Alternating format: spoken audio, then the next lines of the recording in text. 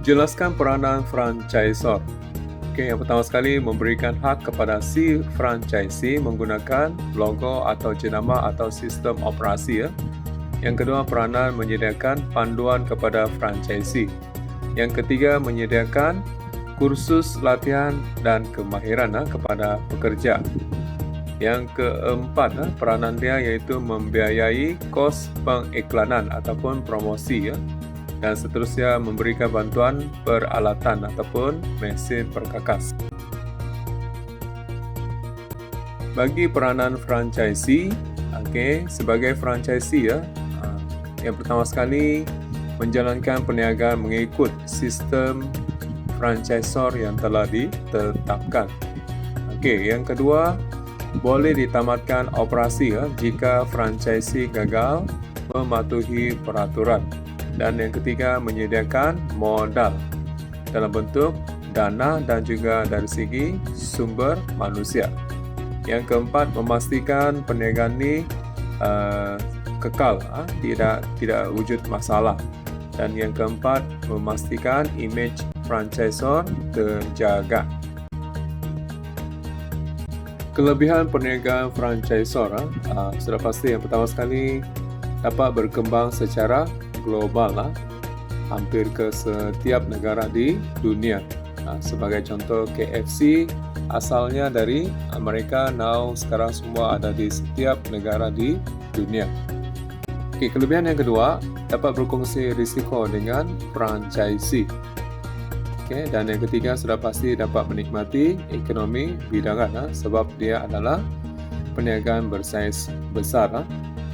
Dari segi kekurangan ataupun kelemahan, franchisor menghadapi kesukaran memilih franchisee yang betul-betul baiklah, yang berpotensi.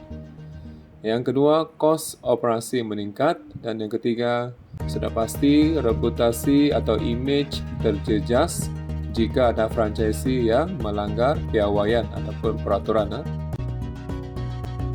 Kelebihan franchisee, yang pertama sekali dapat menjalankan perniagaan secara sistematik yang telah ditetapkan oleh franchisor.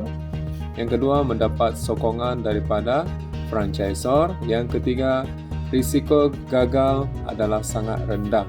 Biasanya perniagaan franchise ini jarang gagal, sentiasa ada pelanggan sebab sudah sedia terkenal. Dari segi kekurangan, sudah pasti terikat dengan kontrak perjanjian. Yang kedua, perlu mengawal kualiti produk ataupun perkhidmatan. Dan yang ketiga, franchisee tidak boleh buat sebarang inovasi ataupun inisiatif untuk mengembangkan perniagaan. Jelaskan ciri-ciri perniagaan usaha sama. Perniagaan ini tahu-tahu sekali entiti perniagaan baru. Yang kedua, modal disumbangkan di kalangan rakan yang bekerja sama.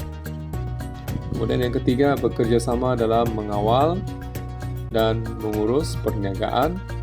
Seterusnya, sudah pasti mereka usaha sama ini dapat berkongsi aset, hasil dan kos operasi. Dan seterusnya, mereka perlu mematuhi perjanjian ataupun kontrak khas seperti peranan. Dan yang terakhir, jika perniagaan ini berdaya maju dan mencapai objektif, perniagaan ini akan dibubarkan. Mengapakah perniagaan usaha sama diwujudkan? Jadi di sini calon boleh memberikan tujuan ataupun kelebihan. Yang pertama sekali dapat berkongsi kepakaran atau kemahiran. Yang kedua, dapat berkongsi sumber bahan mentah ataupun sumber teknologi. Dan yang ketiga, sudah pasti modal perniagaan semakin bertambah. Seterusnya, bila perniagaan ini semakin besar, maka dapat meluaskan dan mengembangkan perniagaan. Dan apabila perniagaan ini berkembang, dia dapat meningkatkan keuntungan perniagaan. Dan sudah pasti jika perniagaan ini tidak berdaya maju ataupun gagal, mereka masing-masing sama-sama berkongsi risiko. Dan seterusnya, kelebihan yang seterusnya iaitu dapat menikmati ekonomi bidangan.